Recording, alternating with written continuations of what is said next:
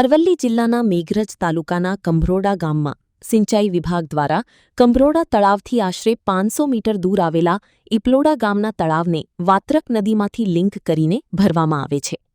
ખેડૂતોની માંગ છે કે જો આ જ લિંકનો ઉપયોગ કરીને કંભરોડાના તળાવમાં પણ પાણી નાખવામાં આવે તો તે પણ ભરી શકાય છે. આ તળાવ ભરાવાથી આસપાસના ગામોમાં બોર કૂવા રિચાર્જ થશે અને ભૂગર્ભ જળસ્તર ઊંચા આવશે, જેના પરિણામે ખેડૂતોને પૂરતી સિંચાઈ મળી રહેશે અને તેઓ સારી ઉપજ મેળવી શકશે. આનાથી આશરે 2000 થી 2500 વીઘા જમીનને સિંચાઈનો લાભ મળી શકે છે. જો આ તળાવમાં પાણી આપવામાં આવે તો બોર કૂવા અને બધામાં પાણી ઊંચું આવે એમ છે. તો સરકારશ્રીને અમારે નમ્ર વિનંતી છે તો આ તળાવ તાત્કાલિકના ધોરણે જો ભરવામાં આવે તો અમને ફાયદો થાય એવું છે.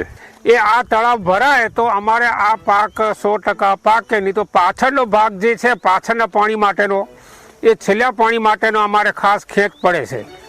એટલે માટે સરકારને વિનંતી કે આ તળાવ ભરાય તો અમારે 2000 વીઘાનું લોકોને, ઘણા બધા લોકોને આમાં રાહત થાય એવી છે. હાલમાં હવામાન પલટા અને કમોસમી વરસાદને કારણે ખેતી કરવી મુશ્કેલ બની છે, જેનાથી ખેડૂતોને ભારે નુકસાન વેઠવું પડે છે.